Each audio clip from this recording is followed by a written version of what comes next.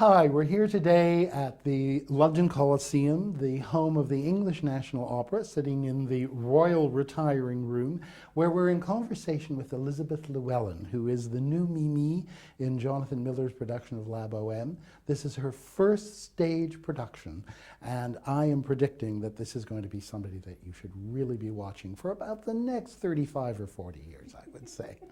Elizabeth, this is your first major stage appearance? Yes. Yes, it is. Well, how are you finding it? I mean, it must be... It's a voyage of discovery, actually. I was talking to my singing teacher just yesterday and saying, because I don't know what to expect, I don't know how tired I'm going to get, I don't know just sort of how to sort of pace everything, because I've not had to do this before. It's, in a way, it's been quite exciting to sort of see how you react to your own situation. So, you know, you have the adrenaline that pumps for, you know, final dress and the first night, and then you've got to fight against the sort of second night slump thing, and then Saturday night was really good. I think we all began to raise our game, and this is where it all begins to get quite exciting, because now it's very much our production, and we've got to find our way through it and see how the characters develop and how we sort of, you know, as characters rub up against one another and change the way that we play the characters and the various scenes. So this is the exciting bit, because I don't know what's going to happen with Mimi, because it will very much depend on what the others do as well, and that's exciting to have another 10 performances to explore. But apart from anything else, Mimi is such a wonderful sing. Yeah, and it how really are you is. finding that aspect of it? Because I have to say, sitting out in the front, that the sound that's coming out is just so gorgeous. Thank you. And Thanks. what I really want to do is get you to sing all of Puccini and all of Strauss. I think I've kind of got a limit to the sort of, you know, because there are different sort of Puccini soprano roles. But yeah, I'm enjoying it. It's quite a comfortable fit vocally. And character-wise, it's quite a comfortable fit as well. I wouldn't go as far as saying I see a lot of myself in Mimi, but I understand why she behaves the way she does. And you like her. And I like her because she's not... So getting into her skin is okay. Yeah. I mean, she is a woman. She does sort of live on her own, and therefore she doesn't have many friends. And so meeting up with the boys, who must sound really exciting through the ceiling, it is an exciting prospect for her, an interesting prospect. But, you know, she's lived. She hasn't had a sheltered existence, I don't think. And so it's quite interesting getting that balance between someone who is extremely honest and wears their heart on their sleeve in many ways, and isn't embarrassed about showing love or showing any sort of emotion. She doesn't have that embarrassment, although in a way she's quite a shy person because she spends most of her days on her own. It's a very interesting, she's a very interesting character to play. Elizabeth, I know from things people have told me that you had a very almost complex but very interesting journey just to get here to this stage. Can you talk to me a little bit about that? Yes. Goodness, where do I start? I trained as a singer, went straight from school to music college, and then Where did you go? at the Royal Northern College of Music in Manchester. Had a great time. No, I'm not. I'm from London. I'm a South London girl. It's probably one of the first times I ever went north of the river.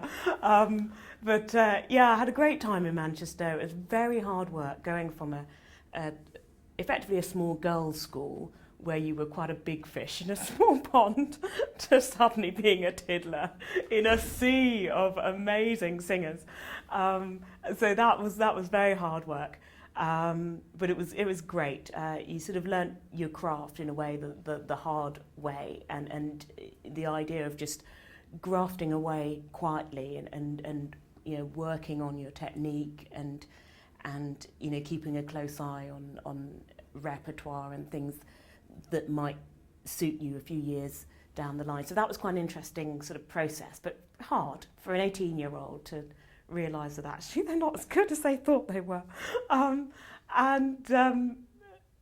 Yeah, I sort of went into my postgraduate year, and then things started, sort of going awry, and I went to go and see various specialists, and the Peter Moores Foundation were supporting me at the time, so they were So very... did things go right vocally or Not physically? really, just sort of physically, but it had a vocal manifestation. And so it took a number of years to try and work out what the problem was, and I took a bit of time off college and came back down to London. And, the Peter Moores Foundation were very helpful in finding treatment for me, but ultimately there wasn't any sort of quick fix answer. And in the end, I thought, well, actually the best thing perhaps would be to stop altogether, take a deep breath, go off, do something else, and accept the idea that I might not come back to singing. And at the time, I guess that was quite painful, but remarkably, a whole other world opened up to me, which most people would probably call normal working life.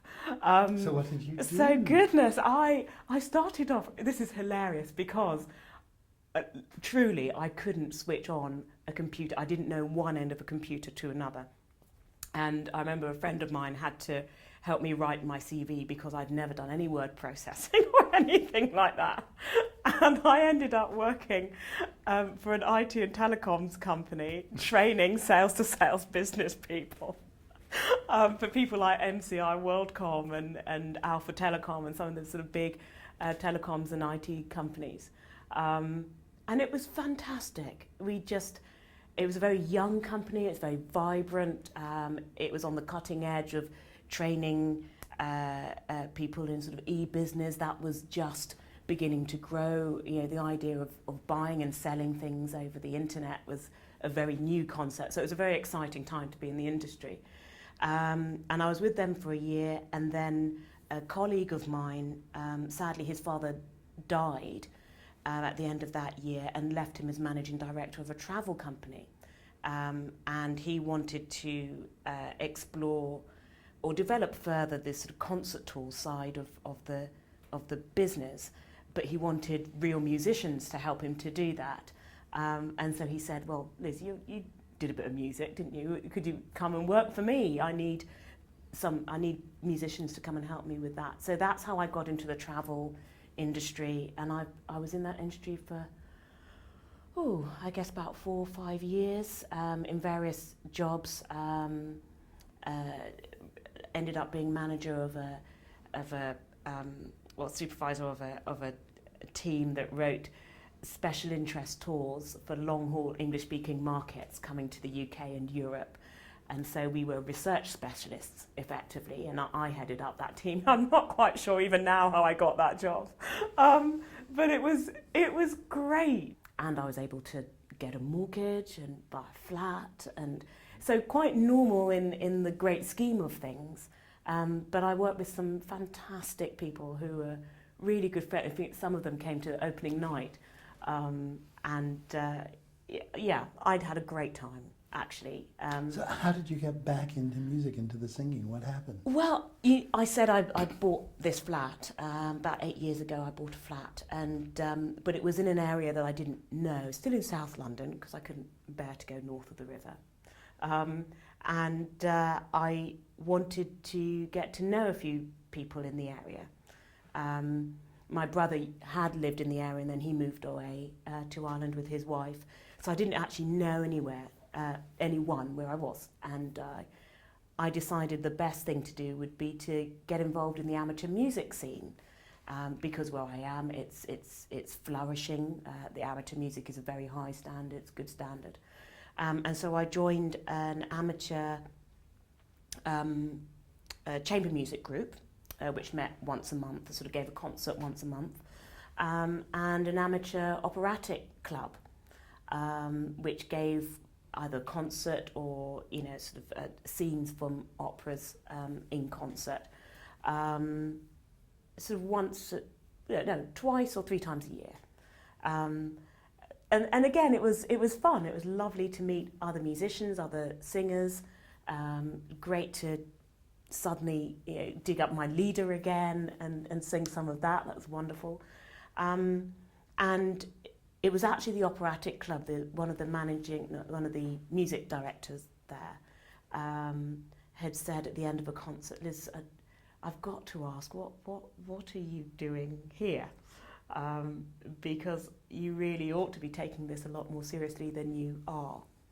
And we did a few concerts together. His girlfriend is a singer as well, and they'd, rather like good parents, had sat me down and said, Liz, we really think you ought to be doing more with your singing than you are.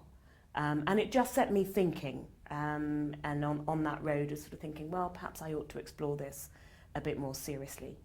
And then about a year later, I had the opportunity of meeting up with a conductor, an operatic conductor, who I had a consultation with, and he said, yeah, I really think you ought to explore this more. I think there's something worth following up here. But he said, I'm not a singer, obviously. I'm going to put you in touch with 4 women who teach and also sing. One of them was Lillian Watson, who's my teacher. And I started having lessons with her, and that was October 2007, so just 3 years ago. And so then it all developed since then. It was incredible. It all came back, as it were. Yeah. And all the problems that I had before just weren't there anymore. That's wonderful. Which is wonderful, actually. And I remember my singing teacher at the time, when things started going awry, said, I don't know what it is, I don't know quite what's causing it, but I have a feeling you'll just grow out of it. Elizabeth, one of the things that interests me is, having come through that journey, is there anybody that particularly inspired you or that you have in your mind as a kind of model for the kind of singer you'd like to be? Oh, goodness. I think as I was around about, I guess, the age of 15, 16, when I guess I was getting into singing, a lovely friend of mine gave me a cassette, this will date me, a tape cassette of Jessie Norman singing Leader and some light songs and, a few opera arias and some spirituals as well. And even now, just thinking about it, I get goosebumps. It's just incredible the sounds and the colours she's able to produce, and the most exciting sounds were the quieter sounds, because you knew she has this enormous voice, but she could just distill it down to its core. It was so moving and so intense. I've truly never heard anything like it. Just spectacular stuff I saw her do. She was really fantastic. But the main thing also that I get is that you really enjoy it. Yeah, and I do. that makes a big difference. I do. And I think, again, it might be partly because of, being slightly older and having had a journey to get here. You appreciate it that much more. Yeah. You don't take it for granted that someone's going to give you the lead role in the London Coliseum. You don't take it for granted, and you do enjoy it for every moment it is, and for the privilege it is. I still giggle to myself, even in my dressing room before I go on, and sort of look at myself in the mirror and can't quite believe that this is what I'm doing. It's such a privilege, and it's such an honour, and it's such fun, not least because I have such great colleagues who make it fun and, just make it a pleasure, make turning up for work a real joy. Elizabeth, it's been such a pleasure talking to you, and I'm very excited, particularly because you're at the beginning of what I know is going to be a really great career. Thank you so much for coming and spending time with me today.